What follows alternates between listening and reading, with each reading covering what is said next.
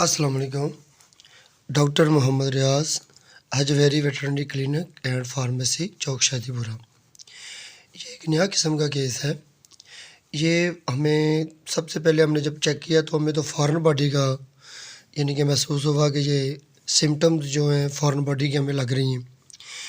लेकिन मैंने सारे पैरामीटर्स चेक किए तो मुझे ऐसे महसूस हुआ जैसे कि ना इसको रूमिनेंट अपना टॉक्सिन का मसला है, यानी कि इसके स्टमक में कोई खुराक का जहरीला असर फूड पॉइजनिंग की वजह से हुआ है, या फिर ज़्यादा देर तक मैदा बंद रहने की वजह से इसके मैदे में जो मौजूद खुराक जो चिगवाली ना करने की वजह से इंडिगेशन इसका यानी कि निज़ाम सिस्टम जो है वो सुस्त रहने की वजह से, वो काम ना करने की वजह से जानवर के मैदे में कैल्शियम की कमी, जिस्म में कैल्शियम की कमी और इंटेस्टाइन अंतड़ियों में कैल्शियम की कमी की वजह से अंतड़ियों का हरकत ना करना, जिसकी वजह से जानवर को इन्फेक्शन ऑफ क्यूमर का मसला बन जाता है और जिस्म में मौजूद जो खुराक है वो पॉइजनिंग का यानी कि पॉइजनिंग की शक्ल इख्तियार कर लेती है,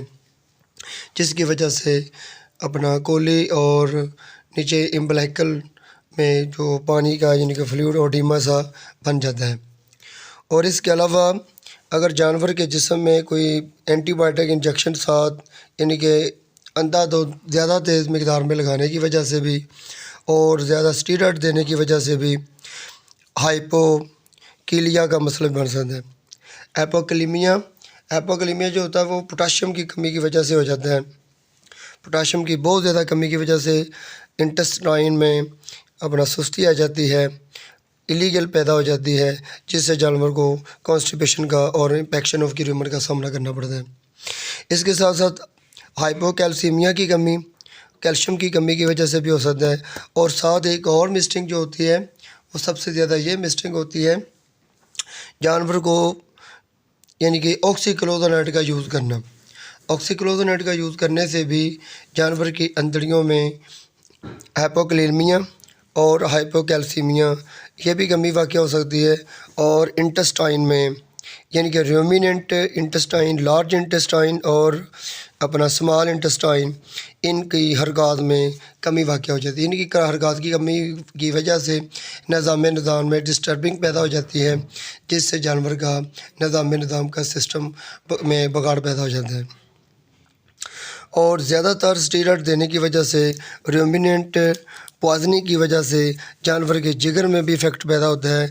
जिगर में इफ़ेक्ट पैदा होने की वजह से जानवर की जुगाली का अमल रुक जाता है और जानवर चलने फिरने से और खड़ा होने से इलीगल सुस्ती और आहिस्ता आहिस्ता यानी कि फालजी मसले में भी चला जाता है। जानवर का यानी कि इकट्ठा होकर चलना, अकड़ा कर चलना और इसके अलावा जानवर का ज़्यादातर बैठा रहना, जुगाली का ना करना, ये सारे के सारे मसले जो होते हैं हाइपोकैल्सीमिया और हाइपोकैलीमिया की वजह से पैदा हो जाते हैं। और इसके अलावा इसमें ज़्यादातर ये चांसेस ज़्यादातर होते हैं सब्ज़ चारा खाने की वजह से, ज़्यादा वंडा खाने की वजह से। अगर जानवर ज़्यादा पेट भर कर खाना खा ले, चारा खा ले, तो जानवर का मैदा जो भर जाता है, भरने की वजह से जुगाली का ना चलना, जिससे जानवर के जिस्म में ग्लूकोज की ज़्यादती हो जाती है। बाज़ दफ़ा पैरामेडिक्स ज़्यादातर ये क्या करते हैं कि वो ग्लूकोज की ड्रिप लगा देते हैं। वो लगाने की वजह से जानवर जो पहले ही जानवर चारा नहीं खा रहा होता वो 5 दिन और चारा नहीं खाता है। वो 5 दिन और चारा ना अगर खाएगा तो 7 से 8 दिन तक जानवर के स्टमक में जो खुराक जो होती है वह गली सड़ी, वो खुराक में जहरीले असरात पैदा हो जाते हैं, जिससे माइक्रो बैक्टीरिया जो फ़ायदेमंद जरासीम होते हैं वो इम्यूनिट में खुराक का निज़ाम का सिस्टम रोक देते हैं, जिससे जानवर को बनने लगने का ज़्यादातर चांसेस बन जाते हैं। तो हमने इसका ये जो इलाज किया फ़ौरी तौर पर इसको हमने स्टमक ट्यूब के ज़रिए हमने इसको स्टमक ट्यूब पास की। स्टमक जब मैदे में स्टमक ट्यूब पास हुई थी तो अंदर से इतनी जहरीली गैसें बाहर खारिज हुई कि जो साथ खड़े हुए लोग थे उन्होंने अपने मुंह में रुमाल वगैरह और कपड़े वगैरह रख ली। ये देखें अंदर से जब ये اسٹامک ٹیوب پاس ہی ہوئی ہے تو یہ اندر سے جو انڈائجسٹا جو مواد پڑا ہوا تھا وہ اب نکلنا شروع ہو گیا ہے. یہ دیکھیں اندر سے جو یہ تنکے وغیرہ نکل رہے ہیں، یہ خوراک بالکل ڈائجسٹ ہے جو جانور کو یعنی کہ ہاضمے میں پرابلم پیدا کر رہی تھی، جس سے جانور کے معدے میں زہریلے اثرات پیدا ہو رہے تھے. یہ سارا کا سارا ہم نے اندر سے ڈائجسٹر نکال لیا ہے. ہم زیادہ تر یہی کوشش کرتے ہیں کہ جانور کی ایک ہی دفعہ اسٹامک ٹیوب لگا کر جانور کا معدے کو واش کیا جائے.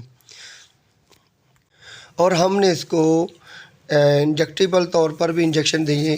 انجیکٹیبل طور پر ہم نے اس کو ہیپاگن ہم نے 50 ml دیا، اور انٹراوینس میں ہم نے اس کو اپنا الیکٹرولائٹس اور منرل واٹر یعنی کہ رنگر ہم نے 2 ڈرپیں دی، NS کی 2 ڈرپیں دی 1000 ml، اور ساتھ ہم نے انجیکشن جو ڈالے وہ تھے اپنا NS میں ہم نے نیروٹون اور کیلشیم، اور ساتھ ہم نے میٹابلیز 50 ml، دونوں ڈرپوں میں ہم نے 100 cc ڈالے.